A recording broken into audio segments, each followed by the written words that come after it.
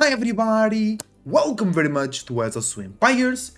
Today we are analyzing the group stage of the Elite Classic 2, the most recent Age of Empires 4 tournament. Thank you very much for watching. Your support is greatly appreciated.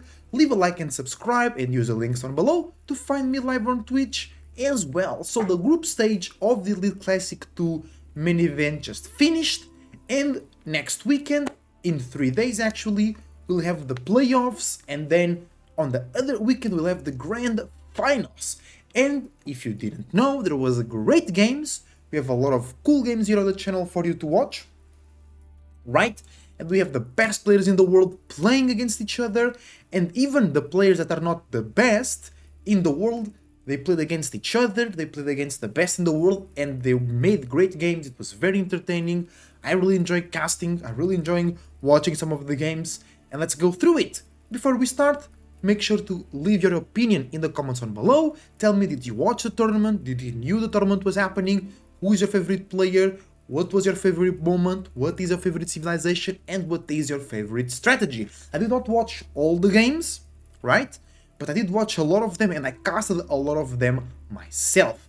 So let's get started with Group A, where we have Marine Lord, Puppy Paul, Louis, Vortex, the Moo, Magic, Cat, Numodan, CSOH, and Recon. So, without any surprise, I think in everybody's opinion, Marine Lord in first place, right? I think everybody expected Marine Lord to go through. I think most people expected Marine Lord to go first or second, and I'm actually really glad that Puppy Paw came in second. I really enjoy watching Puppy Paw play. I really enjoy Louis play too. They came in third, Vortex in fourth. I'm just a bit disappointed that the Moo didn't went through, because I really like to watch the Moo play. I really like his strategies and the sieves that he plays as well, but he didn't went through. It was a very close dispute between him and Vortex, right? It was until the last day. Both of them could go through, but the Moo ended up losing to Puppy Paw, and I think to Vortex as well, really not allowing him to go through. Here, I'm not surprised with people that went through. I'm not surprised with their placement. I think in fourth, third, and second, it could be between Vortex, Louis, or Puppy Paw. I'm a bit surprised with the amount of losses that Vortex had here. I think he lost to Marine Lord. We can check here, right? Vortex lost to Louis. Vortex lost to Marine Lord, and lost to as well to Puppy Paw. So Vortex lost to the 3 people above him in the placements, right?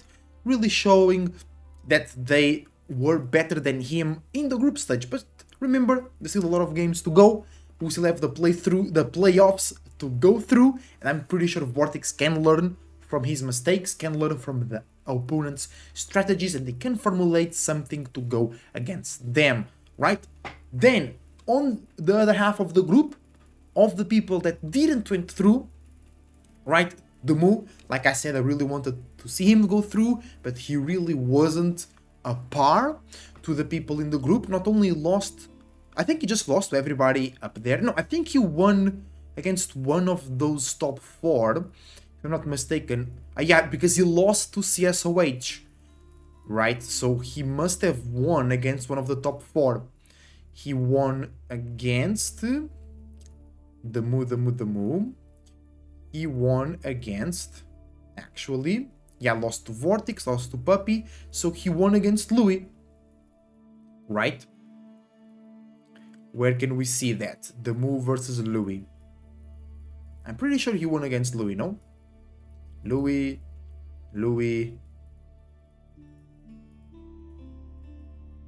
The Moo lost there. Oh, it's right there, bro. Never mind. Yeah, the Moo won against Louis, showing that he still has the power, right? Byzantines versus China, and then won on Delhi versus Japanese. Tough matchup, right? Speaking of which, there was a great game, I think, between Puppy Paw and the Moo, as well. Delhi versus Japanese, and Puppy Paw won by making 80 plus Yumi archers. It was very cool to watch, right? So the Moo showing that he's at the level of the top 4, but he ended up losing to a player that actually played quite well in my opinion, but only made it the 9th place, which is CSOH, a teammate of Louis MT. They are from Team EL, Team Elephant, both players from China, right? And from what I've seen him play, I would expect him to be placing higher, but he's only on 9th place with 7 set losses, right? So complicated to him, right? Only 2 wins, one of them against the Mu, so a good, strong win. And the other win from CSOH was to CSOH lose to Magic, lost to Cat, lost to Numodan, lost to Marine Lord, lost to Louis. It was against Recon, right? Recon, which I think he was sick. I'm not sure, but I heard that he was sick, so he wasn't playing to his best performance. So he went last in the group, right? Losing 18 games, only winning 2 in general. But I was expecting CSOH to do better actually. I think he's capable of doing more. Hopefully on the next tournaments he will improve us and show us the power. Magic also doing well, coming in the middle of the table. Not surprised, I'm not disappointed. I know Magic is a good player, but I think he's not applying so much time into the game as all the other players above him. And I think he still plays very well, very consistent, good strategies. Above Cat, above Numodan as well. Numodan actually, even though he's 8th, he was playing really, really well. You know, even Beastie said that every player here could beat every other player because I think the level is very high and these players are playing really, really well. Of course, people, Marine Lord, Lure, and Vortex are better than the other ones, but I think they playing really, really well, especially CSOH and Numodan. I did not casted a lot of Cat games, so I'm not really sure how well Cat is playing. He got 3 set wins, 6 losses, so he's not the worst, he's not the best, doing well, doing consistently. I don't know what are like his favorite strategies, but I really enjoyed watching CSOH, Numada, and even Recon. You could really feel he was not up to the rhythm and up to the task, but he had some good ideas, some good strategies up his sleeve. And I watched enjoying. Actually, I casted quite a lot of Recon games because in the last day he was playing some decisive matches versus Vortex, right? Vortex could, if Vortex lost his game against Recon and the Mu won against Papipo, there was a chance that Vortex wouldn't go through, so Recon played a part there on the decisions of the group, of the end of the group, right? But in general, not surprised with the ones that go through. A bit sad that the Mu doesn't go through, but I understand the group was really, really stacked, right? Only 4 go through, and there was 5 really strong candidates. The Mu doesn't go through, gets a fair square there, 11 wins and 11 losses in games, so very balanced 50% win rate. And let's go to Group B. On Group B we had Beastie, Wham, Lucifron, B, Anaten, Zerton, Baltoon, Kiliardi, Eliona and Avoli. And this group was until the last game, because Baltoon is in here in 7th, right?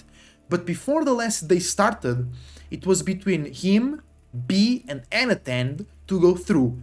All of them, all of those 3 players, all B, Anaten and Baltoon, they could go through to the next stage. Anaten had a little more advantage, B was still very possible. Baltoon was a bit more difficult because not only he had to win his own games, but I think Baltoon and B had to lose their other games that Baltoon had no direct impact on.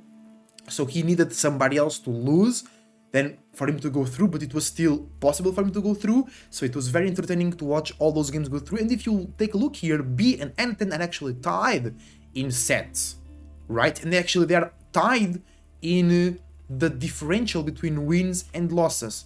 But what allowed B to go through, I think, I'm not sure about this, but I'm pretty almost sure, is that he won directly against Anaten. So direct confrontation plays a role in that because it shows directly that B was better than Anaten. It was a very, very close group. Beastie and Wham with 8-1-8-1. I think here 7-2-6-3. And yeah, B. So it was a bit closer between the 4th place and the other people. Lucifron is still with two losses. He lost to Wham and Beastie. Was that it? Yeah, he lost to Wham and lost to Beastie. Yeah, and lost to Beastie. So he lost to the two people above them, right? So really good performance from Lucifron. Actually, I didn't cast a lot of Lucifron games. I casted, I think, only one. I think I only casted one or two games from Lucifron. I really enjoy watching Lucifron play as well, so I will enjoy to watch him more play. I'm not like surprised, but a little bit with Wham, especially because he won against Beastie and he's showing really good level of gameplay. I think him and Puppy Paw have improved. I think the new civilizations brought more strategy, more life to the game, and more ability for certain players to show different skills that they couldn't show before. Right? So I'm not surprised with Beastie going through. So everybody was expecting it. I was expecting Beastie to go through in the first place in this group, so no problem. Wham in second. Actually, I was not expecting Wham to go in second. I was just remembering that in the casted games I said that the first placement in Group B would play against the fourth placement in the Group A, but it's not true. The first placement of both groups go directly to the semi-final. So, my bad guys, I was mistaken about that. Hopefully people can correct me in the comments down below so other people watching the games know about it, right? Or I could just correct myself there as well. Then Lucifron in third. I'm not surprised. I was actually expecting Lucifron to go second and Wham third or fourth, because I was expecting Wham to go through. I was not expecting Wham to do so well. He did really well, so congratulations to Wham. And my surprise in this group was actually Anatan. Anatan was playing really well, really solid, right? And we already seen some potential in Anatan in previous tournaments and qualifiers, but he really showed that he's doing better, he's doing very well, he's growing and learning, and it was between him and his teammate B until the last game, to the last set, I think it was the last set or before the last set, to decide who would go through. And I was really surprised with Anatan, also Zerton, because I think Zerton was away from the game for a little bit and I didn't knew about him for a while, but he showed up. He played well, even though he got 6 losses. He played well, good level, solid, good strategies. Very like secure, always securing a win condition, always securing his economy, a lot of walls, a lot of keeps, a lot of production from the games that I casted, right? So I really enjoyed Baltoon. Also, don't get fooled here, because he came out in 7th, but like I said, there was a really clear chance for him to go through. So he was like in 5th or 6th, so also a player that showed higher level than I was expecting. On the negative side, Kiliardi, I think some time ago, maybe 6 months ago, people were expecting him to be in the top 8 or the new top 8, but it really didn't show. I didn't watch a lot of games from Kiliardi, but from the ones that I watched, he wasn't really up to the task. I don't know if he's playing full time. I don't know how much he's investing to the game. Maybe the new civilization and the new meta really were harsh on him, but I think he fall down a little bit in his quality. He's not a bad player at all, of course, but he was, in my opinion, on a growing path, and now kind of fell down a little bit. Maybe he just needs to learn more and better the new civs and the new meta, and then he will surprise us on the next tournaments. And then Eliona and Avely in last, both with actually Kiliardi, all of them, Kiliardi, Eliona and Avely with 2 losses in sets but 7 wins, but then Kiliardi has a better ratio between wins and losses, and Avely with only 4 wins. Really? Damn, that's tough. How? I mean, Recon only got 2, but he was sick. And then you can see CSOH in 9th had 6 wins, and it was basically Kiliardi, also the 8th placement at 6 wins. So, yeah, it's tough. It's tough. Both the groups were very stacked. I just thought that Avely had more wins for some reason, but I mean, it is what it is, right? It was a tough group, and it's not easy to be at the top consistently, right? But a great tournament so far, actually. I really enjoyed the group stages, a lot of different ways of using the civilizations. The map pool was very cool, in my opinion. There wasn't a lot of actually Mongol abuse because of the trade, because I think not all, but most, like 80% of the maps had very good trade routes, but we didn't see a lot of Mongols. We saw in this last weekend an optimization of the Ubids build. It wasn't just go castle into GG, it was different ways to be played.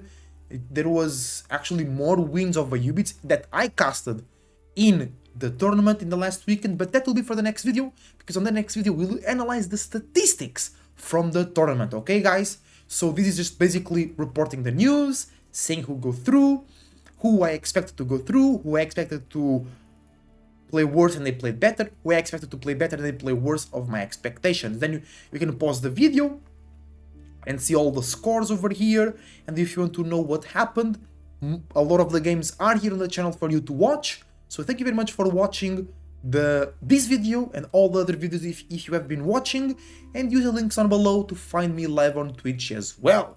Thank you very much for watching, leave a like and subscribe, see you on the next one.